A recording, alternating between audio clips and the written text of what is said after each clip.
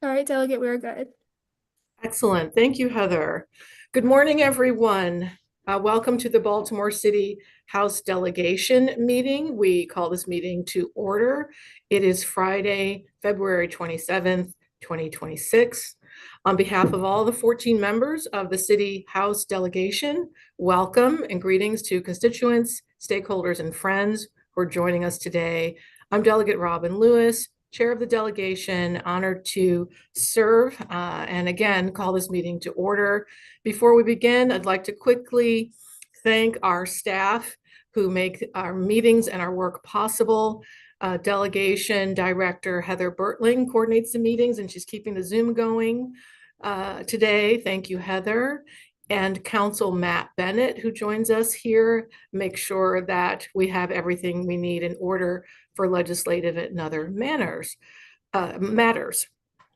Lastly, I'd like to clarify norms for our bill hearings. For sponsor panels and witnesses, members know that they can invite outside experts or advocates, any stakeholders to testify on their bills. We simply ask members that you notify myself and the delegation director of the names and contact information for your witnesses so we can invite them into the Zoom in an orderly manner. And we also ask that our witnesses keep their cameras off during the hearings and turn them on when they're asked a direct question. So I hope that will get us on a good foot to get started. So let's go. Today's agenda begins with the review of the minutes from the February 20th meeting. Are there any comments, questions, or corrections to the minutes? I do have a couple of very minor copy edits, and I've already shared those minor copy edits with Heather, just having to do with where there are commas, etc. And also, I recommend that from this point forward, we add to our meeting minutes the URL of the meeting recorded video so that way the minutes contain a link to this recorded video all in one place so that future folks will be able to connect the minutes to the video should they so choose. There'll be a good record of it for posterity. Other than that, any other comments, questions, or corrections? Hearing none, I'll entertain a motion on the minutes from February 20th.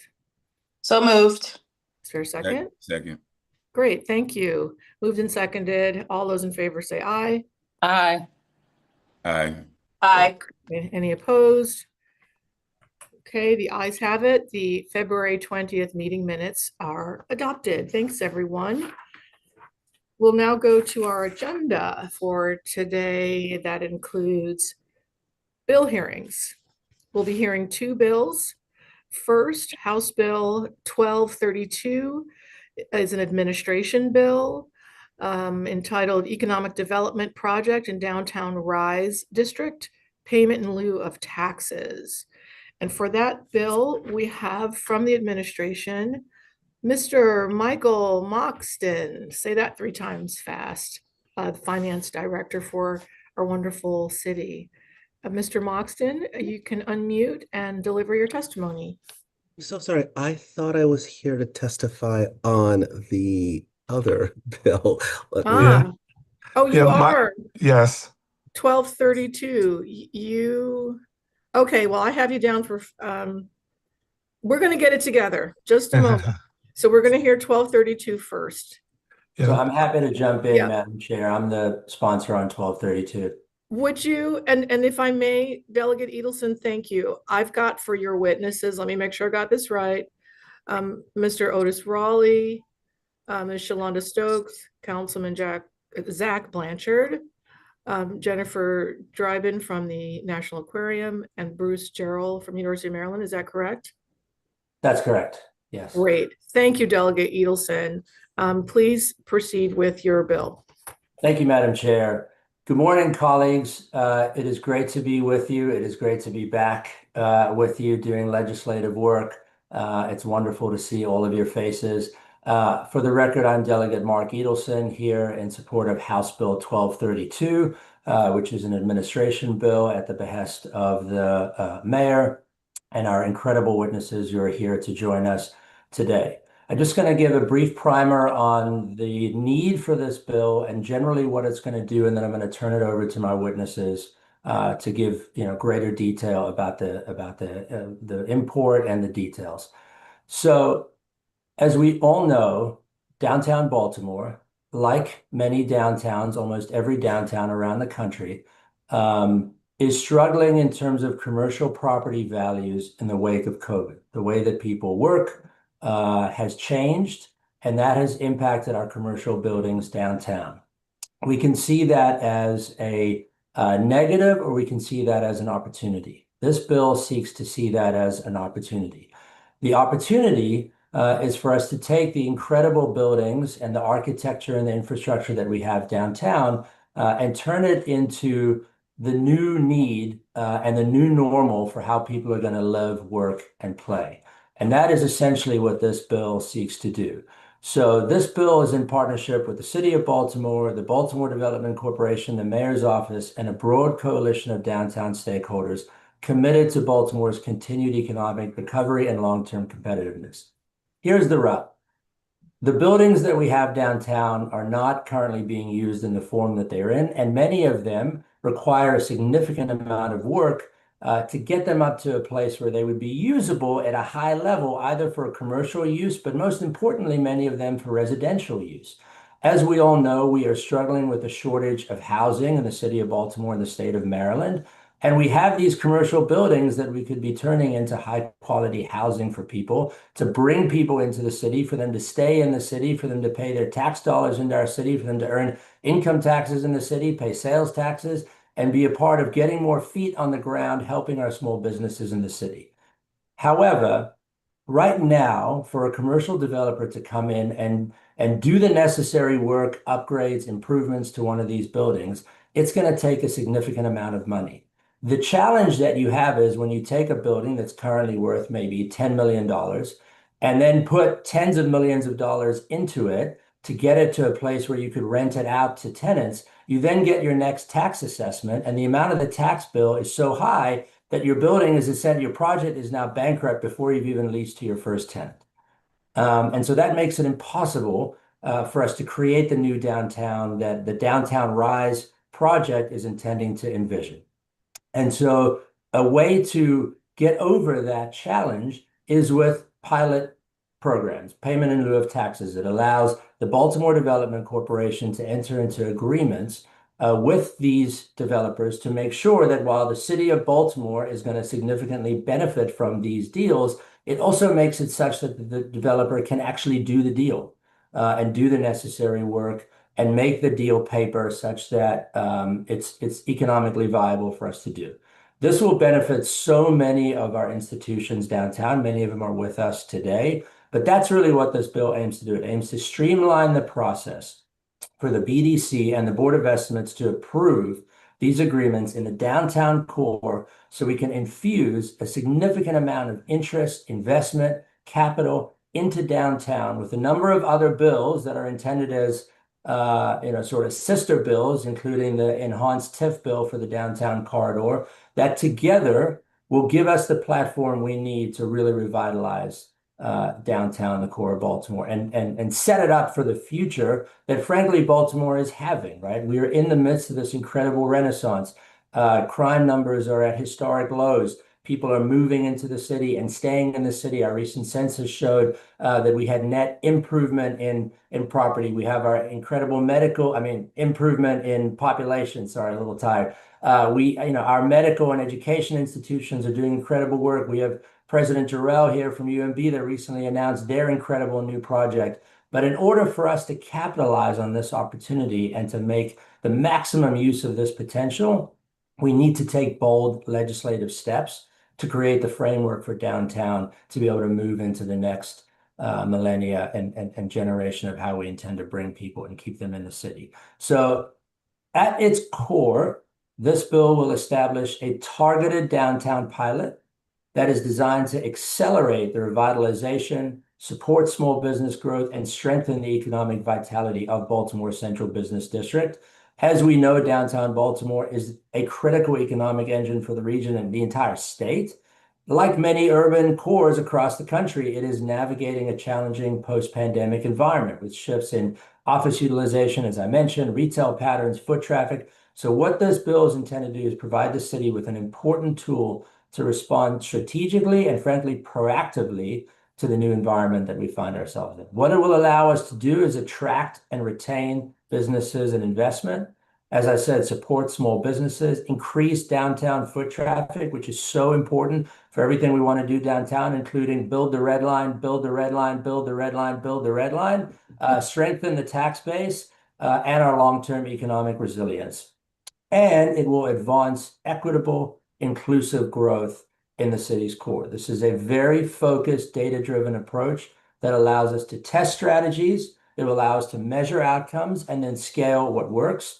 And this is so important right now, right? This is the moment where cities across the country are all competitively positioning their downtowns for what the future of work and commerce looks like. And Baltimore has to be on the cutting edge. We have to be the tip of the spear of this work in order to get the most out of this particular moment and opportunity. We have our incredible assets, our location, as we all know, our infrastructure, our meds and eds, innovation, our creative economy. What this allows us to do is really maximize those opportunities downtown and align with sort of a broader city strategy. As I mentioned at the beginning, this is sort of the collective, intellectual brain trust of the private sector, the public sector, our nonprofits, our educational institutions, all coming together and saying, this is the pathway that we need to take for downtown Baltimore. And that's why it is so important for us to move ideas like this forward. As I mentioned, I have a very strong panel with me today who will speak in greater detail. I'm going to turn it over to my panel now, Madam Chair, if that's okay, beginning with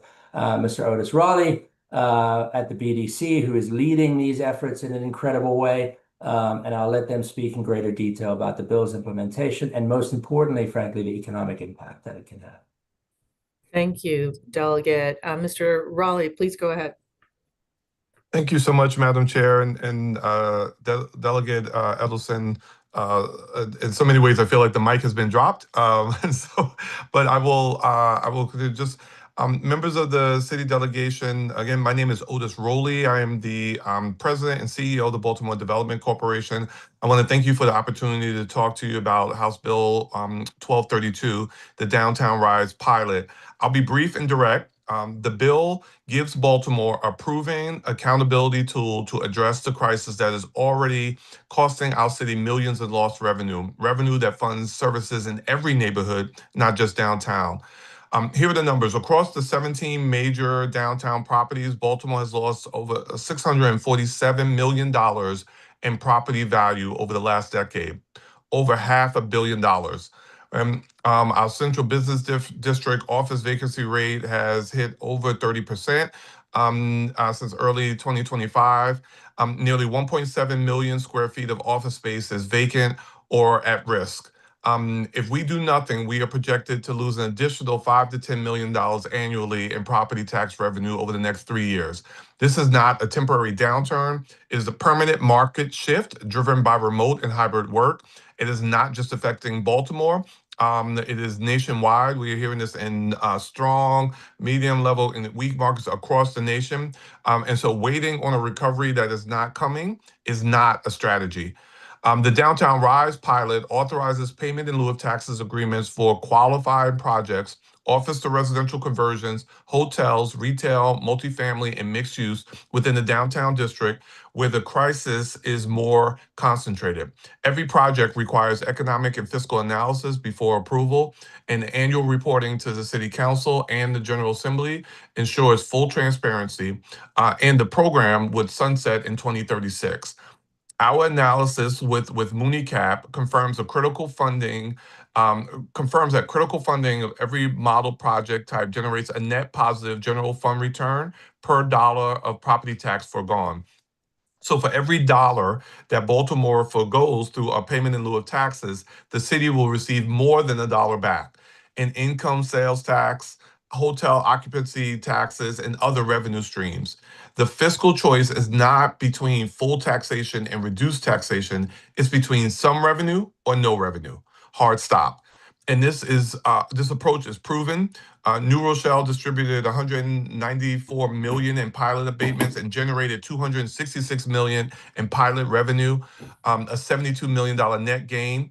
Detroit's fast track pilot generated over 1.2 billion in new investments in a single year, and Baltimore has its own proof of concept through some of the historically successful pilots that have occurred.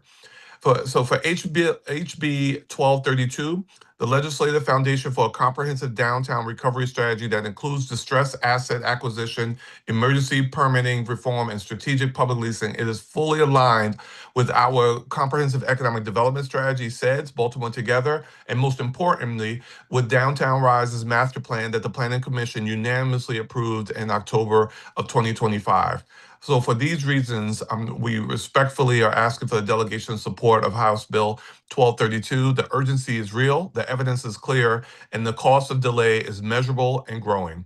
So thank you for your time and your partnership, and I turn the mic over to my esteemed colleague, the President and CEO of the Downtown Partnership of Baltimore, Shalonda Stokes. Thank you, Mr. Rowley, for your testimony. I do want to make note that typically we give our witnesses a 2-minute window to deliver their testimony. Being flexible today because this is really an important bill for our city's future. And just mention that if you could keep your remarks, as succinct as possible, members can come back and ask you questions. All right. So with that, Ms. Stokes, thank you so much. Please go ahead. Good morning, Madam Chair and members of the House delegation. I thank you so much. I am Shalonda Stokes. I serve as the President and CEO of Downtown Partnership of Baltimore. And as Delegate Edelson shared, I stepped into this role during one of the most disruptive periods in modern downtown history. The COVID pandemic did not only slow activity for us, it halted it. It fundamentally changed how and where people work. Remote and hybrid work significantly reduced office and daily presence, foot traffic, private investment in the central business districts across the country, and including Baltimore. The Downtown Rise District represents the historic commercial core of our city. Much of the building stock, though, is older, and large-scale redevelopment is complex and capital intensive. At the same time, market conditions have made traditional office projects financially infeasible without intervention. And so as President Rowley shared, the impact is measurable. And in addition to the numbers he shared, Downtown Partnership, our operations are funded by a surcharge on the commercial property assessments within our district. We receive approximately 23 cents per $100 of assessed tax value.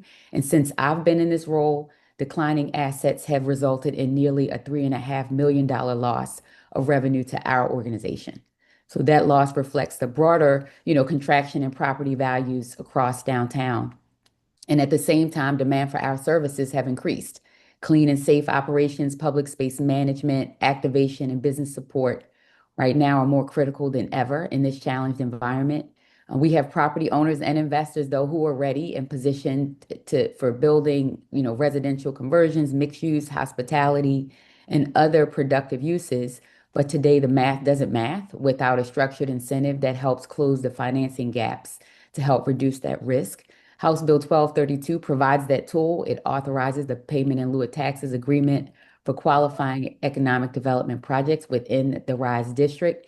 Each project must undergo economic analysis and be subject to reporting and oversight. Importantly, the structure is designed to stabilize existing value while also creating an upside throughout the redevelopment. It establishes a floor and allows projects that would otherwise stall move forward and contribute to our economy over time.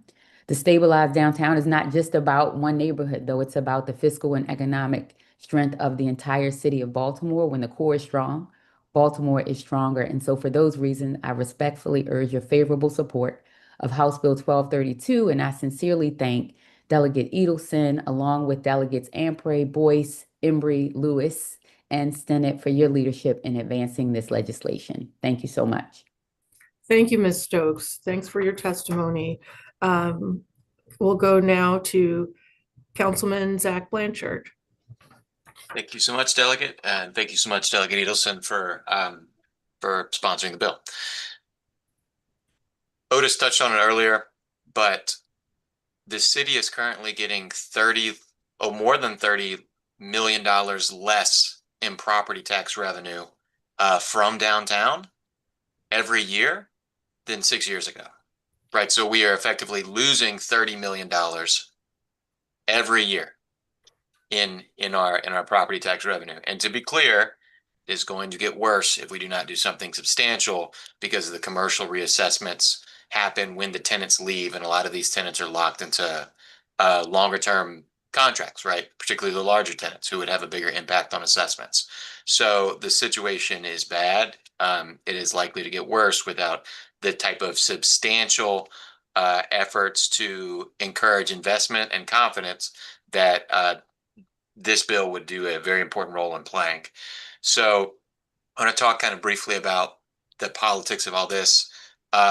Sometimes there's a tendency to call the whole area near the waterfront downtown. Downtown is not Harbor Point. Downtown is not Harbor East. Downtown is not Baltimore Peninsula. Downtown is exactly where all of the officials on the call know it to be. And I think it is very intuitive that our downtown, as well as downtowns across the country, are in an unprecedented level of challenge right now, right? So I don't think that you're likely to see substantial pushback that this is a handout to a part of the city that doesn't need it.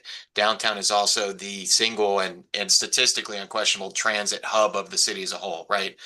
Whether you are using buses, the light rail, the metro, or driving, you're likely to be going through downtown. So it is incredibly important that we not just stabilize, but put downtown in a position to thrive.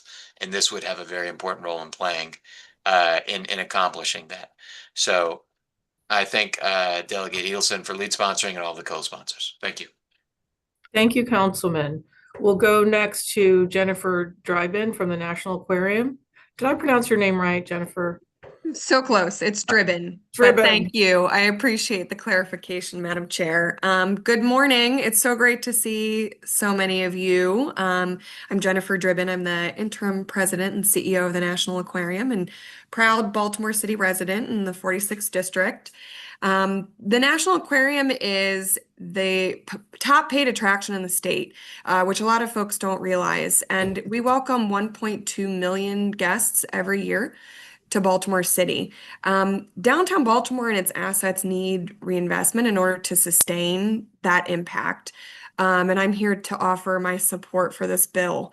With 2/3 of our visitors coming from outside of the state of Maryland, and 90% of our guests say that the aquarium is their primary reason for being in Baltimore, the aquarium remains the economic anchor it was created to be almost 45 years ago. In fact, we generate over 430 million in economic activity every year, including 90 million in food and beverage sales and 40 million in hotel spending. The aquarium guests expect dining and retail and family-friendly amenities before and after their visit, yet their current options are limited. In recent years, business closures and property vacancies have made it increasingly difficult to attract and retain visitors in the downtown core. So revitalizing downtown will help extend the visitor stays, which increases their spending and impact on Baltimore's economy at large. Investing in mixed use and retail and residential development will create the vibrant, amenity-rich environment that attracts visitors and residents alike and encourages them to stay longer. The legislation provides a targeted, predictable incentive structure that is essential to catalyze downtown redevelopment. You've heard it from so many others, but I think it deserves reiterating. Downtown Baltimore needs innovative solutions to reverse the disinvestment and to restore the economic momentum that we know that it can have. We face major reinvestment needs, from the National Aquarium to the Convention Center to Harbor Place, and that all underscores the urgency for deploying tools that unlock redevelopment. This bill is not going to solve all of those needs, but it represents a meaningful and necessary step toward writing a new chapter for downtown. It adds a modern tool to Baltimore's toolbox to attract and retain businesses.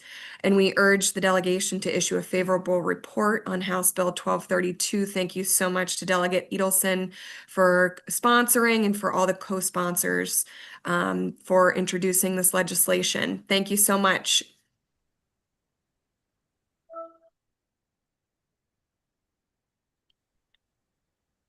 Madam Chair, you are muted. Thank you. Thank you for your testimony, Ms. Dribben. We'll go to the last witness for House Bill 1232, Bruce Gerald from University of Maryland, Baltimore. Mr. Gerald. Good morning, Madam Chair and members of the delegation. My name is Bruce Gerald, and I thank you for the opportunity to submit testimony. I'm speaking on behalf of the University of Maryland, Baltimore, in support of House Bill 1232, establishing a pilot mechanism for the Downtown Rise District. UMB is an anchor institution with more than 8,000 employees, 7,000 students, and the many physicians that attract Marylanders into Baltimore every day for medical care. We need a stable, vibrant, growing downtown to maintain our mission, our workforce, to attract students to our institutions and the residents we serve. This legislation will definitely strengthen UMB's recently announced Vibrancy Initiative. This is a university-driven private business development strategy aimed at reactivating vacant parcels on our campus, expanding ground floor commercial activity, adding restaurants, connecting the downtown with West Baltimore. UMB's development will add significantly to the Baltimore tax base.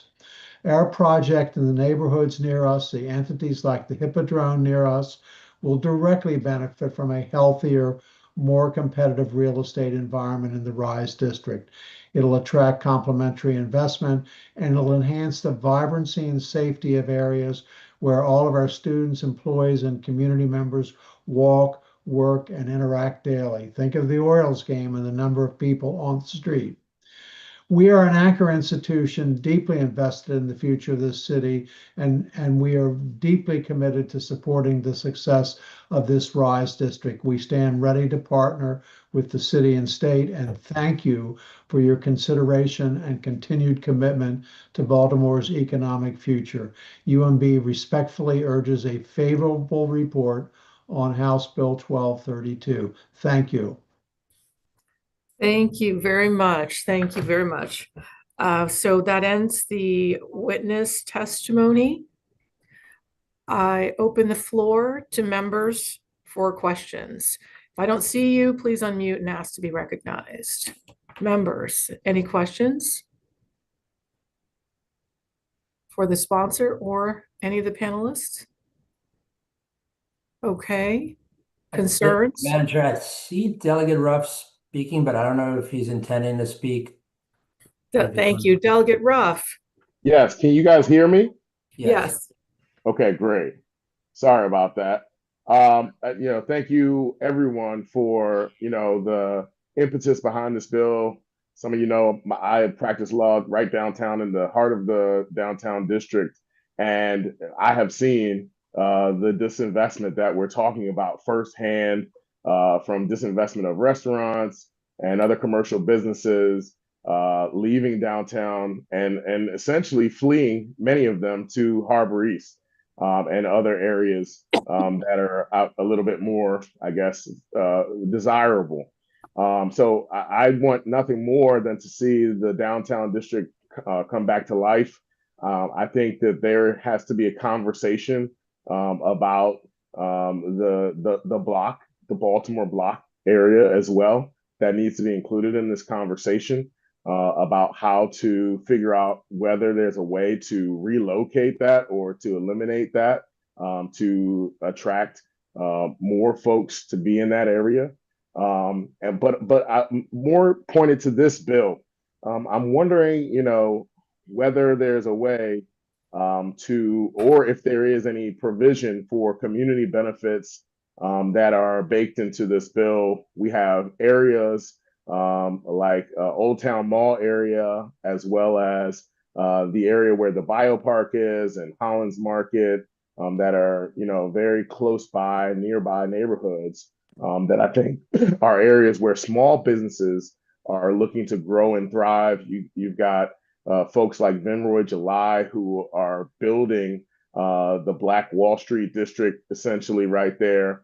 How do we ensure that these pilot, programs are not too generous, that there's sincere oversight and transparency and accountability, as well as figuring out how to ensure that not only large developers are benefiting from this, but that small businesses are benefiting?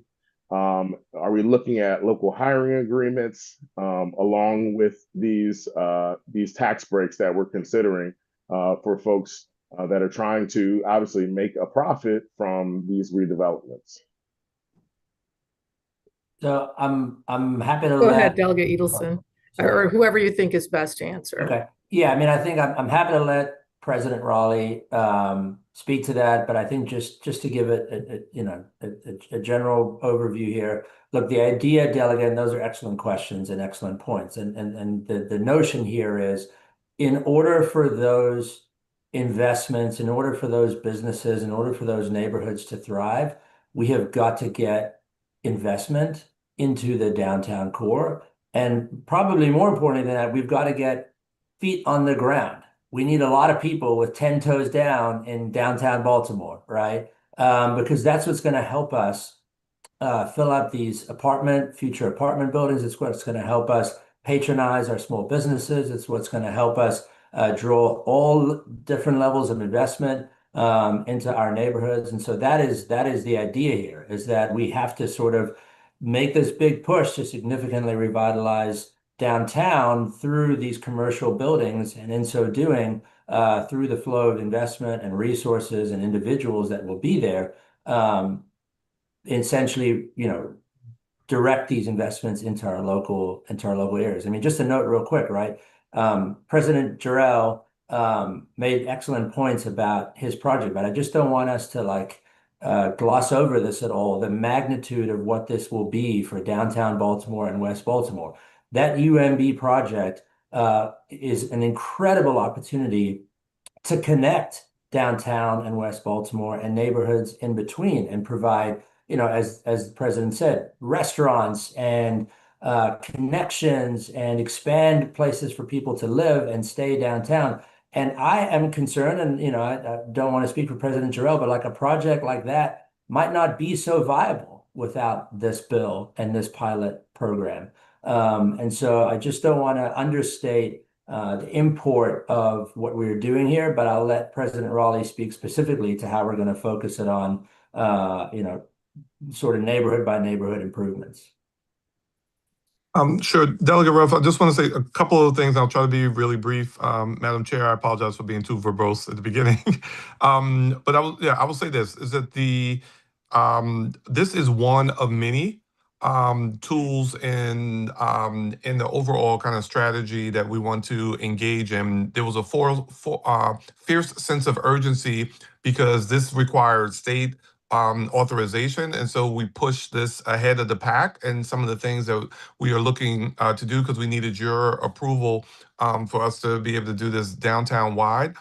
But I wanted to first and foremost let you know that the Downtown Rise Master Plan has multiple layers of work within it. Even at the CIP hearing yesterday, the Capital Improvement Program hearing for the Baltimore City Planning Commission, some of what was discussed is dramatic increases in BDC's overall budget.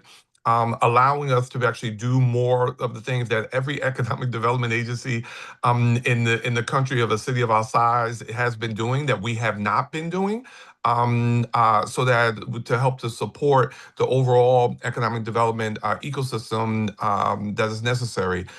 So this is one piece.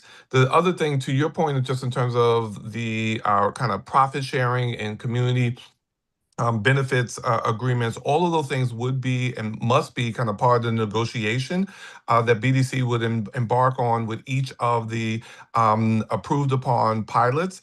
So before they even come to the Board of Estimates, all of those things would have to be negotiated, and they would be negotiated in a way that's consistent with the citywide comp plan and the city's comprehensive economic development strategy, Baltimore Together, which advances very much advances the equitable agenda, so that while this is concentrated in downtown, it is of benefit to the city at whole. And so that's the intentionality in terms of how we would advance those negotiations. So just those two pieces is that this is one of many pieces of the puzzle, and that specifically to your point around the profit sharing and the community benefit stuff would have to be negotiated and agreed upon before we even brought them to the Board of Estimates, these pilots to the Board of Estimates. Thank you. Delegate Ruff, have your questions been answered? We can't hear you yet. Sorry, I'm just trying to get off of mute. I would love to know about, a little more in a more detailed way about the rest of the package, but I certainly trust the expertise of Mr. Raleigh, and I know that he's always thinking about how the community surrounding any kind of major developments are going to be impacted and should benefit from these types of developments. I see my other colleagues have. Yes, I see them too. I see everybody. I will get to everyone. I just want to make sure you get taken care Pass of. the mic. Thank you so much, Madam Chair. Delegate Okay. Lewis, could Just a moment, please. So I see a number of hands. The first hand I saw was Delegate Conaway, next Delegate Smith, and then to Delegate Wells. Delegate Conaway, please go ahead. Thank you, Chair. So in reference to what Mr. Rowley said, and prior to that, what the other delegate said, is there something in the future plans to get rid of the block? Because I was contacted by some of the business owners last year.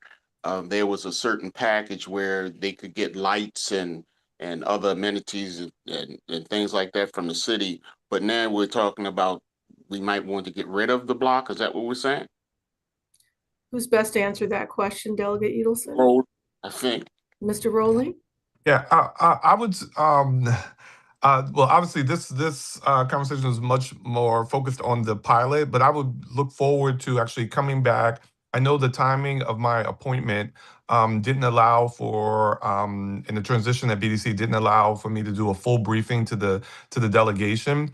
But to that point, as well as many other ones, Delegate Conaway, I would actually love to schedule time to come to the delegation to actually give you an overall review on some of the economic development things that we want to do. It was just a simple question. You can't answer the question whether or not it's in the plan. You said the plan had multi-levels, therefore it appears that you have knowledge of the multi-levels. So Currently, no, there is no plan in the Downtown Rise master plan that's been adopted. There's nothing stated in that plan to remove the block. Whether the block, as it currently exists, should continue to exist is a broader discussion for which I would love to have a conversation with you. I thank you so very much. Thank you, Delegate Conaway. The next hand I saw was Delegate Smith, and Delegate Smith, and then Thank you so much, Madam Chair.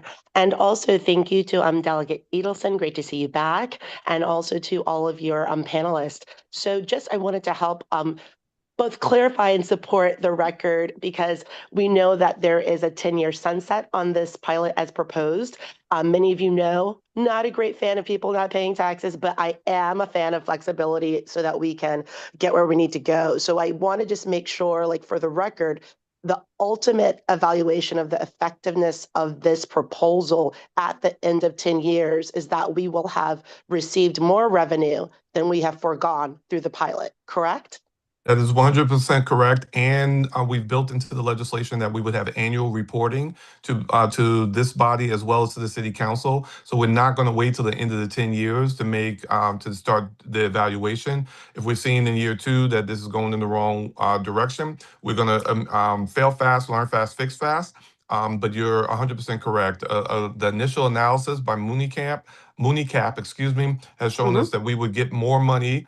And the minimums that we have placed in this says that the minimum pilot or payment in lieu of taxes cannot be below what we are currently receiving in taxes. So so we also have those protections as well, Delegate Smith.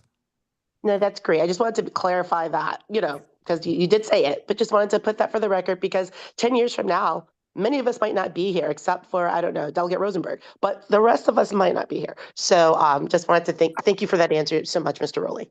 Thank you, Delegate Smith. Thank you. Next, I saw Delegate Wells. Then I saw Delegate Embry, but she's turned off. Okay, so Delegate Wells and then Delegate Rosenberg. Delegate Wells. Thank you, Madam Chair, and thank you to the bill sponsor and to your panelists. I wanted to echo some of the items that Delegate Ruff had brought up, just around, and I agree. There's a lot of foregone revenue in terms of these buildings that are not being able to be fully maximized and utilized. So there's tremendous value in this endeavor. I would definitely like to learn more about some of the community benefits pieces, whether that's MBE participation, targeted local hire, connection to different career paths in the trades and things like that. But I know that a lot of our constituents are looking they want to see the downtown more vibrant, more vibrant downtown. Just means a more thriving economy for the city. But we want to make sure that as many of the broader public can participate in that vibrancy through the construction and through the opportunities that will come about. So would like to learn more about what that process looks like. I know you said it's a process that has to go before the Board of Public Works, but given that we have some ability to impact the outcome, it would be really good to understand more of that before we take a vote on this bill. Thank you, Delegate Wells. Thank you. Delegate Rosenberg?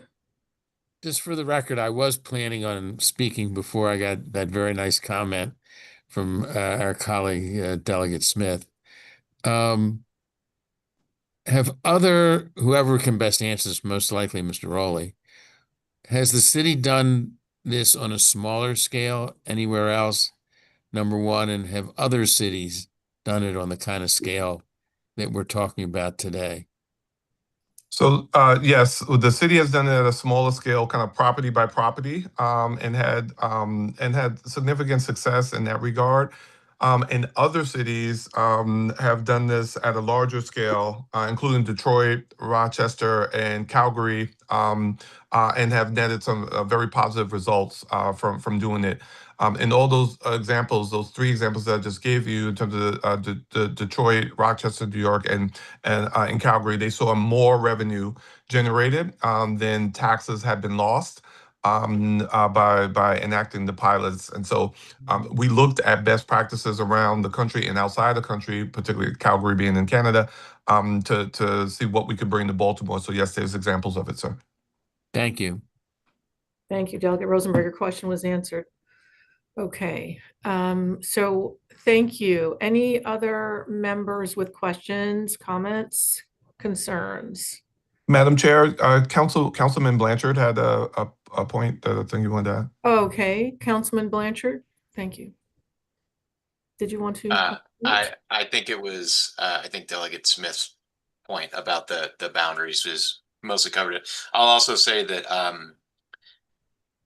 I know both myself and the council president are really curious about how to actually structure this process, right, in a way that it is really being used when it's needed and not just handouts. But to Otis's point, right, the nature of session being only a couple months out of the year, if we can't get it passed now, I'm on board with get it passed now and then working as we do that to iron out the details, because it's a pretty urgent situation. So that's all I was gonna add. Thank you, Councilman. Delegate Rosenberg, your hand is still up. Oh. Did you have another question or? Sorry. Okay, great. I really appreciate the robust and respectful discussion. Excellent questions. Any other, if I cannot see your hand or mic, just unmute and ask to be recognized. Colleagues? Okay. Madam Chair, if I could, just to add one more point, and if folks want to give it a week to kind of work through some of these details, I don't really have any concern with that. But just so that we're clear about what we're discussing in this bill, this is the enabling legislation to allow the city to enter into these pilot agreements, right? So this legislation wouldn't include things like direct language on MBE participation. That has to be a part of the actual underlying agreement. But this bill is allowing the city, the city can enter into pilot agreements right now, but they have to do it on a one-by-one. It's a very slow piecemeal basis. The point of this bill is to say, let's create this map around the area of downtown that needs it most and allow a streamlined approach to do so. Because in order for us to get the success from this bill that we need multiple of these projects coming online at the same time. And that is really the intent of what this bill would allow us to do. But if folks need a bit more time to work through the details, I'm totally fine with that. I just want to make sure we're clear on what is going to be in this bill versus what might be a different piece of legislation potentially, or part of the actual underlying pilot agreements that the BDC will negotiate and the Board of Estimates will have to approve. Thank you, Delegate Edelson. All right. So what I'm hearing from members is a real interest in getting the most out of this bill. There's a lot of feedback and thoughts about it. I see Delegate Boyce. Delegate Boyce, please go ahead. Thank you, Madam Chair. Given that I've certainly had the kind of precursor presentation, and I'm certainly a co-sponsor and I know the bill, I am happy to move to, I'm happy to move the bill if there's an appetite. Thank you, Delegate. Thanks so much. So we've had robust discussion and lots of good questions. Delegate Boyce has just moved the bill. Is there a second? I second. Thank you, Delegate Embry. Okay, the bill's been properly moved and seconded. All those in favor say aye. Aye. Aye. Aye. Any discussion? Aye. Any opposed? Okay, I'm not seeing any or hearing anyone. All right, let's take a roll call. Matt, if you would. Okay, thank you, Madam Chair. Delegate Addison, Yes. Delegate Ampry, Yes. Delegate Boyce, Yes. Delegate Clippinger, Yes. Delegate Conaway, Yes. Delegate Edelson, Yes. Delegate Embry, Yes. Delegate Rosenberg, Yes. Delegate Ruff, Yes. Delegate Smith, Yes. Delegate Stinnett, Yes. Delegate Wells, Yes. Delegate Young, Chair Lewis. Aye. The ayes have it. And you got Delegate Young, correct, Matt? Correct. Okay, great. Robust and thoughtful discussion. I really thank everyone. Our city's needs are complex and varied, so we all understand we need lots of different tools in the toolkit to support our city in reaching its potential.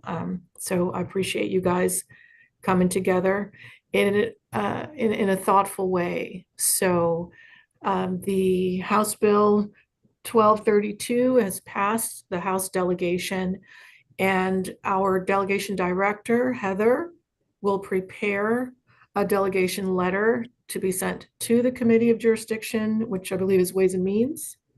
In addition, Heather, you will make sure to send a copy of that letter to the bill sponsor as well as to me, so that we all have a record the letter's been sent and no confusion. All right? Awesome. Thanks, everybody. All right, we'll go to the second bill. Sorry, any comments, questions? I said thank you. All right, of course, thank you. With that, the witnesses, you're welcome to hang out with us, but you're also free to go and continue saving Baltimore. Thank you.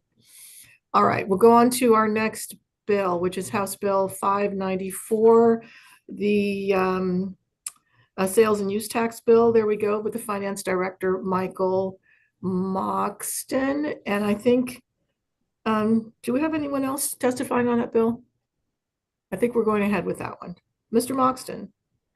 Okay, thank you so much, Madam Chair. Good morning, delegates. For a little bit of background, a couple of years ago, the CUNY Institute for State and Local Governance conducted an independent study on how cities around America fund their budgets. They included a lot of cities that are very similar to us in their size, in their economics, in their needs. It was Buffalo, St. Louis, New Orleans, Nashville, Atlanta, Kansas City, Denver, Philadelphia, Pittsburgh, Cincinnati, Cleveland, Washington, D.C., and of course, Baltimore. What they found is that if you take sales tax and property tax together, that these cities, our cohort of peer cities, fund about 43% of their government operations with sales and property tax combined. That compares to 49% in Baltimore. Now, that's not too different, 43 versus 49. The difference is how it breaks down. For our peer cities, 22% comes from property tax, 21% comes from sales tax. In Baltimore City, 49% of our budget is backed up by property tax and 0 by sales tax, because Baltimore is one of a handful of cities in the entire country that does not have a city share of the sales tax that's collected within our borders. So we've done a lot with other tools over the years, but this is a really important tool in the toolkit that just about every other big city in the country uses. As it turns out, 89% of US cities with a population of over 200,000 have some form of local share of sales tax. And even further, Baltimore is one of only 3 major independent cities in the country. That is, we don't have a county to draw on. The others are St. Louis, which happens to have a 5.4% local sales tax share, and Carson City, Nevada, which has a 3% local sales tax share. All other cities are part of larger counties, and that means Baltimore does not have the ability to draw on the resources of a county-wide government, and the full burden of running an urban center with all of its cultural, educational, and healthcare institutions that draw in visitors from around the region and across the world ultimately then falls on the city's homeowners. So we've done a lot of work in trying to bring property tax down, but if we were able to get a share, 1/3 of what's collected in our borders, or just 2% of the sales tax, we would overnight be able to bring property taxes down by $1,000 for every owner-occupied home in Baltimore. And that would be game-changing. That would make the median house in Baltimore suddenly competitive with the surrounding regions, with other big cities around the country. That would bring us from where we are around 2% all the way down to about 1.3% for a median home. For a lower assessed home, the impact would be even greater. For some homes, it might reduce their tax liability by half or eliminate it completely if their assessment is under $50,000. And that's just half of what we can do with the sales tax. The other half is it will allow us to raise $1.5 billion worth of capital over the next 15 years, which would be, among other things, enough to fully complete the vacants program that would rehab every vacant in the city of Baltimore. By providing Baltimore with this share, Maryland would align with Virginia, Pennsylvania, New York, North Carolina, in fact, most other states, and it would be a huge incentive for our existing homeowners, for potential prospective homeowners, for renters who are thinking of becoming homeowners to get on a homeownership path. And all of that would ultimately allow Baltimore City to sustainably and self-sufficiently drive our economic prosperity. And with that, I ask for a favorable report on the bill. Thank you. Thank you. Thank you, Mr. Moxton. Great. So you are the unique witness. So I'll now open the floor to members to ask any questions they may have. Delegate Boyce. Did you have your hand up? Any questions, comments? I have a quick question. Sure. Mr. Moxon, did I hear you say that the revenues this bill could potentially generate would pay for the renovation, management, getting rid of all the vacants in Baltimore City, the That 12,000 vacants? That is correct.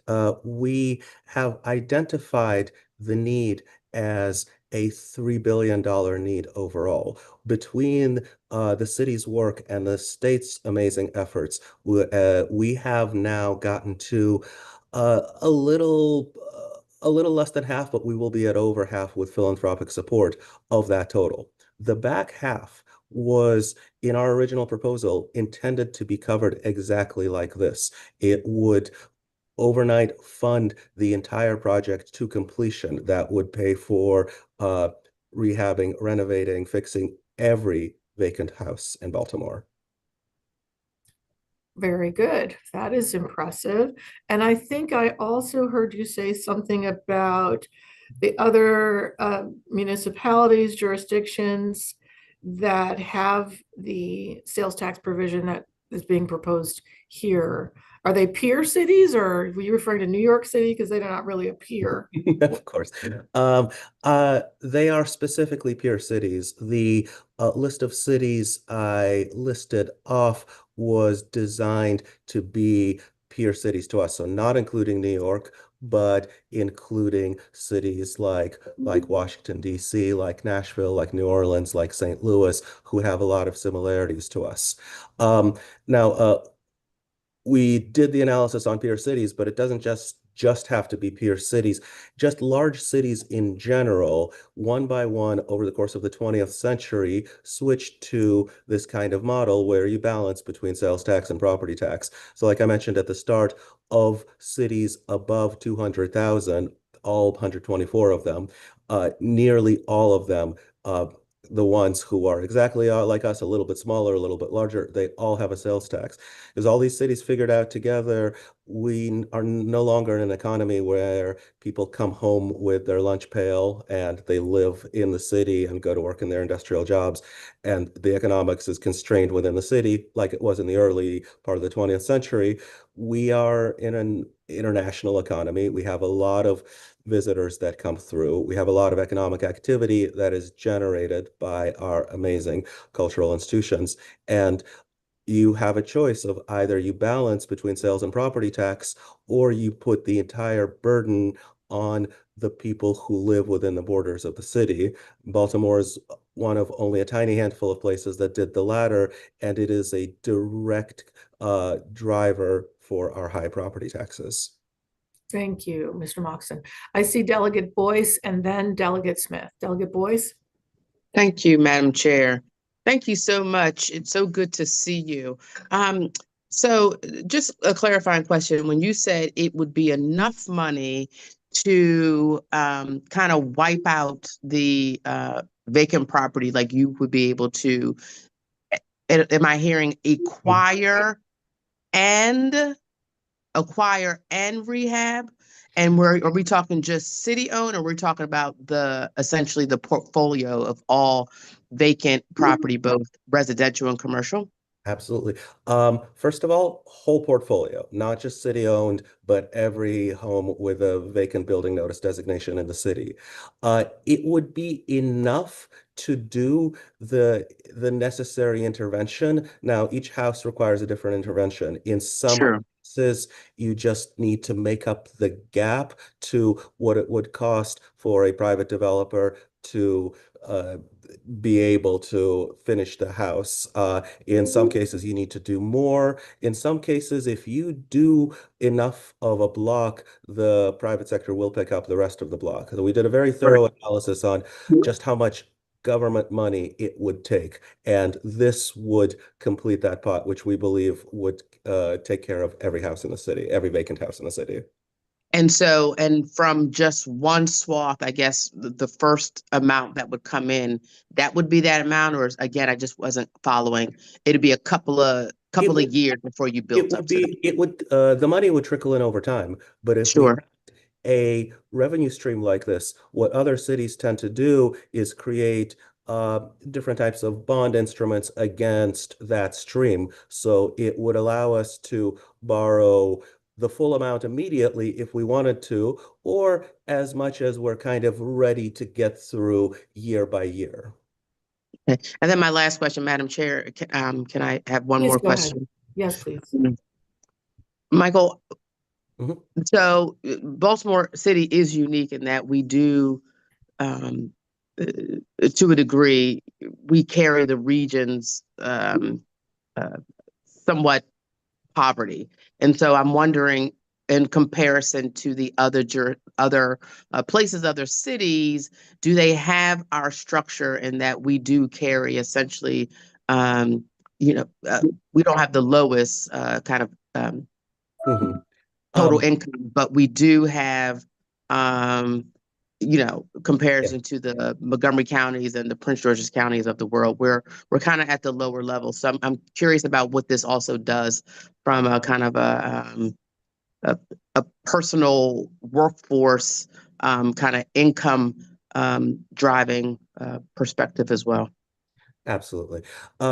Yes, you're right that Baltimore has a high concentration of poverty by comparison to other jurisdictions in Maryland and is unique within Maryland for that reason. That combination is not unusual if you look around the country. If you look at states like Maryland, many of them have a city like Baltimore with the good and with the challenges that come with it, with the cultural institutions and the hospitals that come with it, but also with the poverty challenges that come with it. And that is exactly why other cities tend to balance themselves between the people that live there and the people that come in there. Our university and hospital systems, which are an amazing part of the city, but they take up about 1/3 of the taxable property base in the city, which then isn't a base we can draw from. And those institutions, they're not just catering to Baltimore City residents, they are catering to a much broader region. The economic effects of completing the vacants program, even the economic effects of right-sizing Baltimore's property tax rate, which would allow Baltimore City to thrive and help bring people up to the middle class, will all have very significant effects for Maryland. A region ultimately does as well as its sort of economic driver, and if there is a weak link, a chain only does as well as its weakest link. So yes, we're unique within Maryland, but not unique within the country, and we're hoping for a tool that the rest of the country uses very successfully. Thank you so much, Michael. Always good to see you. Thank you. Thank you, Delegate Boyce. Delegate Smith. Thank you, Madam Chair, and thank you for being here today with us. So I have a couple of questions that I just want to make sure everyone in the delegation understands what the proposal means. So if you look at the fiscal note, the money that would go to the city is money that otherwise would be going to the state. And that would specifically mean a $25 million decrease in the Blueprint Fund for education. And of course, the state would also be foregoing a separate $185 million a year. As we know, the state is an incredibly tight fiscal times. Anyone on appropriations can attest to that.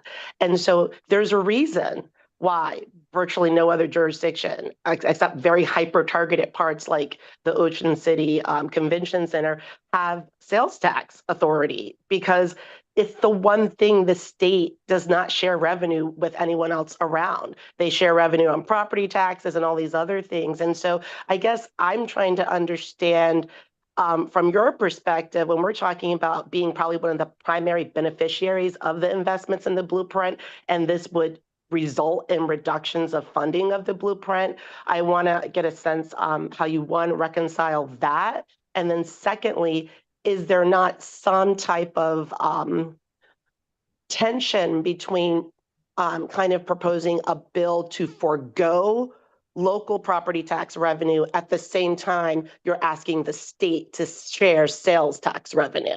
This is like a back-to-back set of bills that seem to be somewhat in conflict with one another. And we are in a really, really tough fiscal landscape as a state. So it feels to a degree like interesting timing to be extracting even more money from a state that's already facing nearly a $1.5 billion deficit. So could you please help unpack that? Absolutely. I agree that this is a difficult conversation, but it's a difficult conversation that every other state in the country had at one point or another over the last 80 years. And the reason that they all, one by one, came to the same conclusion is that driving the economic activity of a city center, rehabbing the vacant properties in a city center, right-sizing property tax rates to get people to move in to different neighborhoods of the city that have been seeing population loss before. All of this comes back and generates more revenue. A different independent analysis by a group called PFM showed that if we complete the vacants program with the investments that have to come into it, and those investments right now, that billion and a half, we don't have a different funding source for the back billion and a half. Those investments pay themselves back in full after 10 years. And then in year 20 and year 30, your city looks completely different in every positive way. And with that being said, there's a couple of different ways to do this. Nothing is completely easy. There is a version of this where the state shares the revenue collected with the city. Many states do this. Virginia, for example, shares 1% of everything it collects with its local jurisdictions, and then allows jurisdictions to implement their own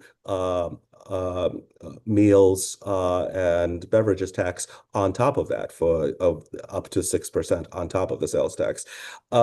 There are also states that simply allow, like Pennsylvania, for their counties to just charge a separate sales tax rate that is on top of the state sales tax. So there's multiple ways of doing this. This version of the bill is the one that would just take 2% of, and yes, it's a difficult fiscal time, but in my 20-year experience in many jurisdictions, every year is always a difficult fiscal year. If you do something that is initially difficult, but raises revenue that drives your economic core, it is something that you will never end up regretting.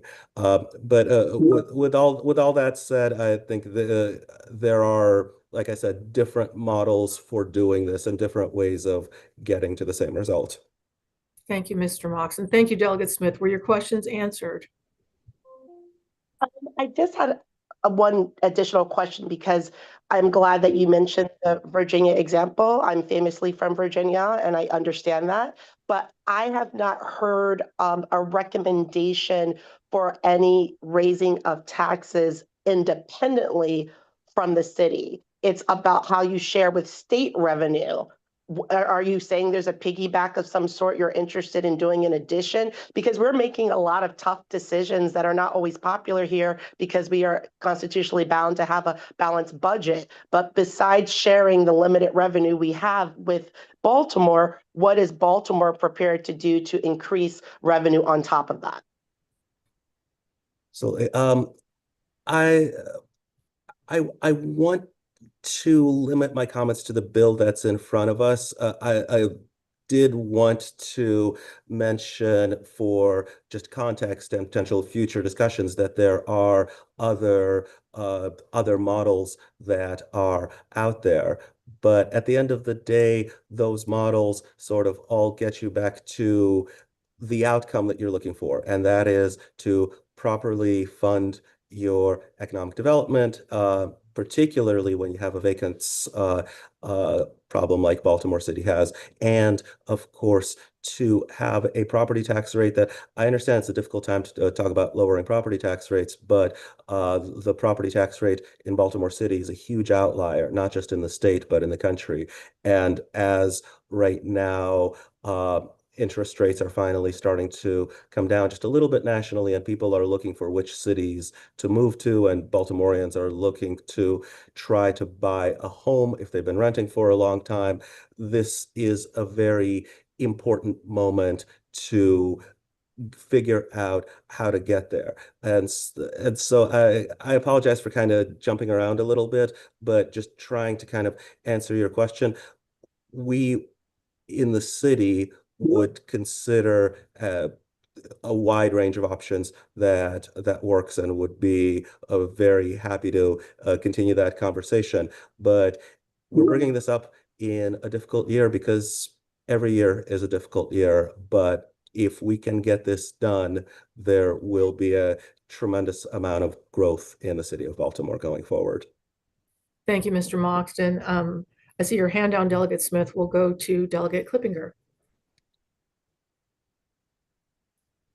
Hello, thank you very much. First of all, I'm not sure that Mr. Moxton actually came anywhere close to answering Delegate Smith's question, but having said that, I'm going to keep going a little bit. What would the fiscal impact be to the state of Maryland if this bill were to pass?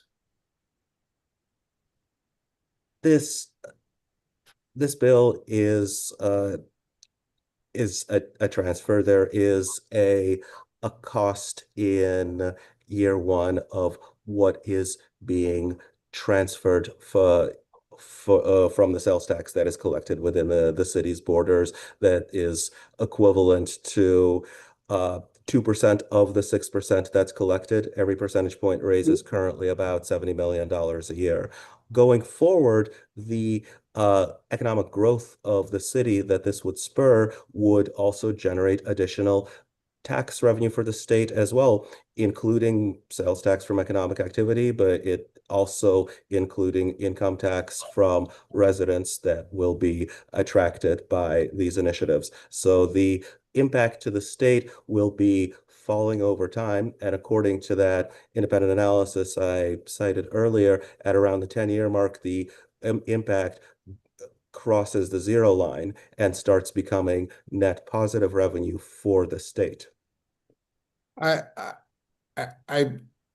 would like to learn more about this. I would like to see more and get more of the details as to exactly how this increase or the basically making a gigantic ask of the state government would then result in instant economic growth that we would be able to I believe Delegate Smith's point, be able to kind of replace money that we would be getting from the state otherwise. I think this is a bit of a zero-sum game. And so if we are going to go down this road, I think we need something a lot more specific and details that are far more, well, detailed. We need the details of how this would actually work, and how those of how this would actually work. And so I have some real reticence about moving this right now. Thank you, Delegate Klippinger. If you are done, I'll move to Delegate Ampry. Delegate Ampry. Thank you, Madam Chair. I think thank you to my colleagues. I think Delegate Smith and Delegate Klippinger have asked some really great questions that really require us to, put in more thought. I think the question I have is, I think based on the analysis you provided thus far, everything has been best case scenario. So, I love to live in a world where, not if it all goes well, but when it all goes well. I'm a man of faith, so that's how I rock, but also I'm a man of reason. So I guess I kind of want to understand on the other side of this, what is the worst case scenario here, right? I think there's a lot of expectations on the revenue generation of the city. This will happen, but what are some pinpoints in here that, we take a calculated risk with a lot of bills. I just want to get a better idea from you on just what are some possible pitfalls? What are some worst case scenarios here, just so that we understand the possibility. And if there's none, I'm skeptical, if that makes sense. Of course, of course. I'll start off by saying that the scenarios I've talked about today are based on our experience right here in Baltimore with the vacant homes that we've rehabbed and the tax benefits that we are seeing from those, as well as with what's happened in some of these peer cities with what happened in Philadelphia, for example, that relatively recently, back well in 2009, was given a 2% sales tax option. If we, for example, invest in vacant homes and rehabbing those, and people simply don't move in, then we will have to rethink our strategy. Now, we already take it very incrementally, 1 year at a time. We look at where the next neighborhoods are as part of the governor's vacancy reinvestment initiative that are going to work, that are going to generate the most interest. And thus far, every year that we rehab homes, they very, very quickly get bought up because the demand is absolutely there. If that ever stops being true, your worst case is simply that there is money that we will pause on spending. That's not going to go anywhere. It's not going to disappear as we reevaluate what it will take to rehab the rest of these homes or bring people into Baltimore. The same kind of goes for property tax. If we are seeing that the right sizing of that property tax is not the incentive that we thought it was to bring people back into Baltimore, that is also going to get paused and course corrected if need be. All of this would be different from the experience that we've had. We see a very direct link between property tax and people being willing to buy homes, both here and nationally. We also see a very direct link between rehabbing vacant homes and people being willing to live in those neighborhoods. But if those things didn't pan out, if something big really changed, we would simply pause, and that money that is set aside for those purposes would not be lost. Got it. Thank you. Thank you. I'm sorry, Madam Chair. I just wanted to ask a quick follow-up question. And Please go ahead. Okay? Please go ahead. No, thank you. That was very helpful. And I think you gave the Philadelphia. You gave the Philadelphia example. And I think this is where Delegate Smith was getting at. And as a former educator, I actually lived in Philadelphia while I was in law school and kind of saw the impacts of the big risk they took. And one of the things that we saw when we were there, while I was living there, my wife was actually still an educator at the time, was a significant issue around school funding.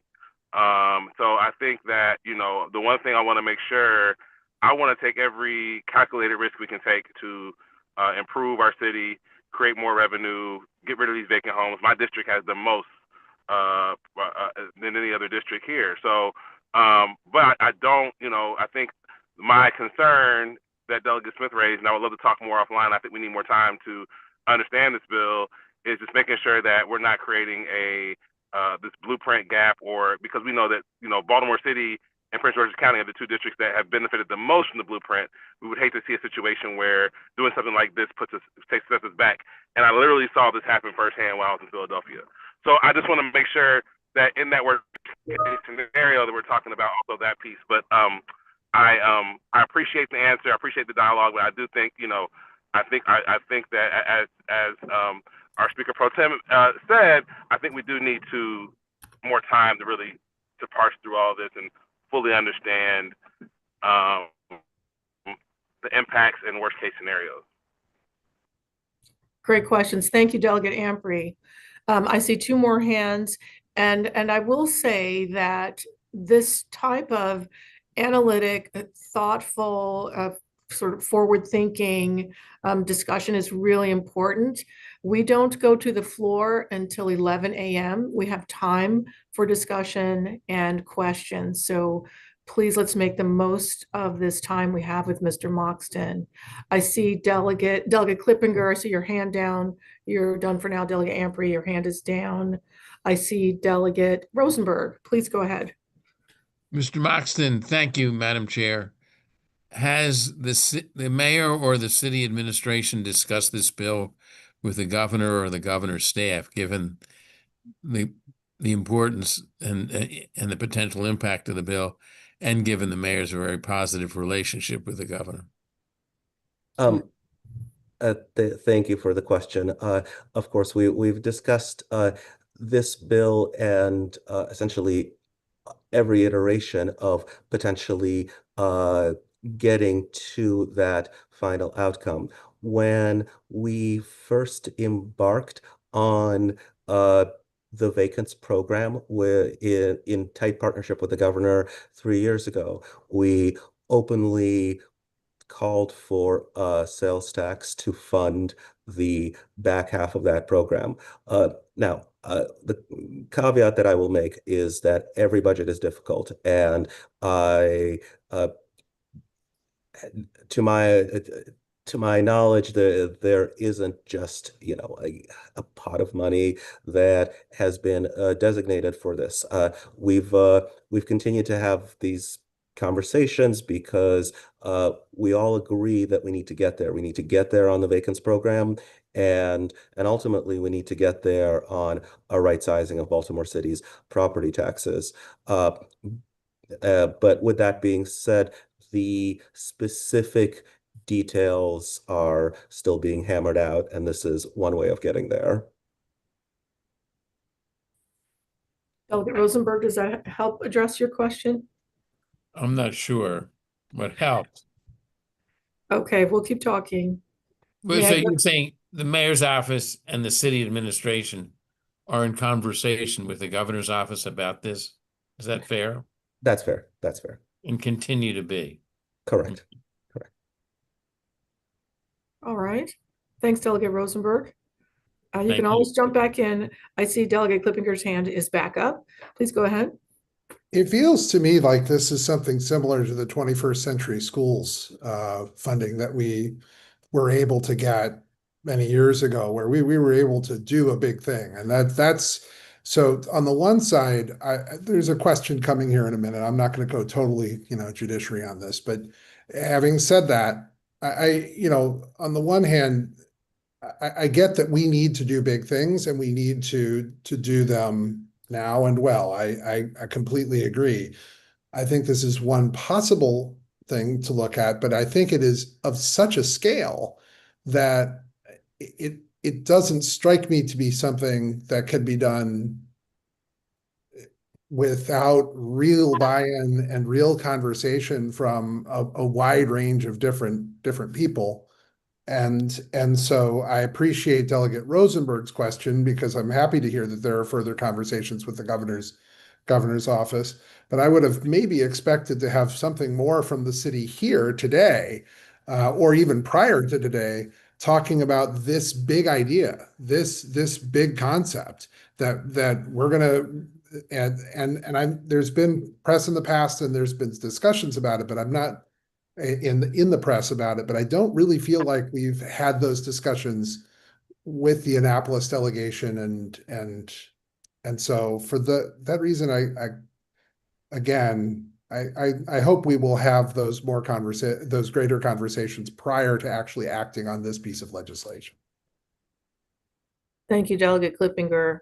I will say, I seem to recall last fall, the Baltimore City House and Senate delegations met with the Mayor Scott administration, and we were given an overview of policy ideas, including this one. It was a sort of an appetizer, an introduction. I do seem to recall that. Am I right that we did get a little bit of an introduction? But since then, I think that, right, this might be the first time we've all had a chance to really sit down with it, unless There's a little bit more. If you go back to last session a year ago, there was a different version of this bill at the time that was on the table, and so if you go back fully back uh, a little under 2 years, that was when the city first began putting this item at the top of its legislative agenda. And it was at the top of our letter to the governor from a year and a half ago. And it was part of the briefings that we offered to the delegation. We then came back, as you remember last fall. This was again at the top of our agenda, and we again had a brief introductory conversation. We recognize this is a big idea. We recognize it takes a lot of thought and discussion to get this going. So we are now kind of in year 2 of talking about it and talking about how to get there.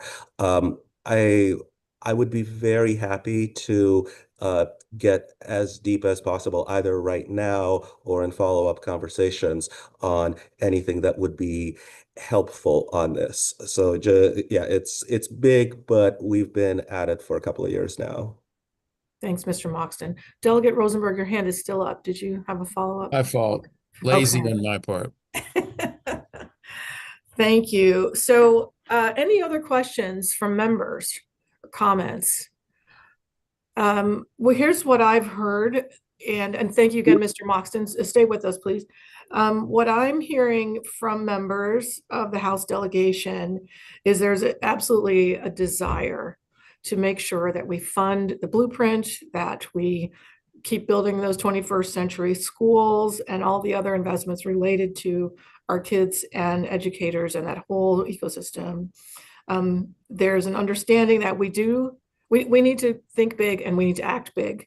Our city, we need to do things differently. That seems to be understood across the board in this group, but there's also a desire that we do big things well. I heard that loud and clear. I've also heard from multiple members the desire to understand more, to get deeper into the details. So Mr. Moxton, we appreciate your willingness to go all the way there with us. I also heard very clearly, and we all know this, we are in tough fiscal times and we're always in tough fiscal times. I'll never forget our beloved member, now retired, Delegate Maggie McIntosh, told me my first year in this legislature that the toughest time she ever experienced as a lawmaker was during the Great Recession of 2008, 2009. And she said it was like physically painful to make the tough decisions they made at that time to cut everything. And that she hoped she never had to do that. And I remember saying to her, well, I'm sure I'll never go through that. I mean, the Great Recession, that was once in a generation. We'll be fine. And then we had COVID, and then we had, all the other things. So it is always a tough fiscal year. But this delegation seems to be willing to entertain big ideas, but with more input, more understanding. So I would say let's stay in conversation about this one. The other great thing about this delegation, our House delegation, we have so much expertise, and with folks on the right committees who are immersed in matters of fiscal policy. So I think if we could take a little extra time, we can get back together with our conclusions, okay, one way or the other. With that, are there any more questions or concerns on this bill? So we made a commitment to keep thinking and talking and come back to you with our questions, Mr. Moxton. Great. Well, that unless there's any further, all right, speak now or forever. All right.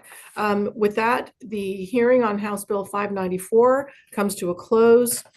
We will move on to the last part of our agenda today, which is new business and announcements.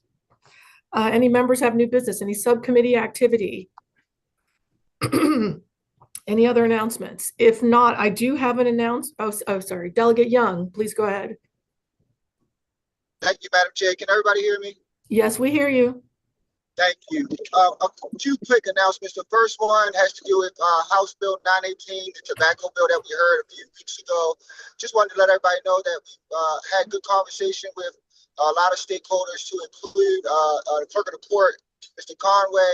There are amendments forthcoming, and I appreciate everybody's patience and engagement on that legislation. The second thing that I just want to lift up for us to just keep our eyes on is this shooting, this police involved shooting that just happened on Bel Air Road, and so that particular officer was just put back on the force after shooting another individual over in West Baltimore, and I think was on the force for only about back on the streets for about 2 months before the second shooting. I'm not trying to impart any conclusions on that, but just something that I think you all need to keep an eye on, considering our role with regard to police accountability. Thank you, Madam Chair, for the indulgence. Thank you, Delegate Young. Delegate Ampry. Thank you, Madam Chair. Quick, more, I guess not as heavy announcement. Just wanted to make sure everybody knew we're having our 40th District Night on Monday, so please come out. We'd love to see the Baltimore City delegation supporting other Baltimore City delegations. So we got the mayor coming, we have the governor's going to be there, so please come out. The other thing is, I just encourage everyone, we got CIAA this weekend. Just make sure if you can, pop in, be seen. You know, it's a big deal to have it in Baltimore. We worked hard to get some great funding to the CIAA. Shout out to Delegate Smith. But we got to show up and support. So make sure y'all get to something, or at least post about getting everybody out there. We want to make sure we have a lot of seats filled at the games and people at different events. So I just wanted to remind everybody to make some time for that. Thank you. Great. That's a wonderful reminder. Thank you so much, Delegate Ampry. Any other announcements, new business? If not, I do have one small item of new business. Our delegation director, Heather Bertling, has been working on updating our website. We won't share it here. Well, okay, we'll share it here. Go ahead, Heather. We've been reformatting and updating and making everybody look absolutely gorgeous. So we will share the link to the website just so you guys have it. It is a place where we are presenting our delegation meeting agendas, information about who your rep is and how to reach them, just updating it, refreshing the existing website, which was wonderful, just refreshing our existing website. Thank you for your work on that, Heather. The last thing I will mention is that you guys should have received a note that we'll have the Maryland State Comptroller, Brooke Learman, with us on March 30th. That's a special meeting. It'll be a Monday meeting on your calendars, and we will publicize that to the public as well. So with that, if there's no other new business, I'll entertain a motion to adjourn. I move to adjourn. Second? Second. Great. Thanks for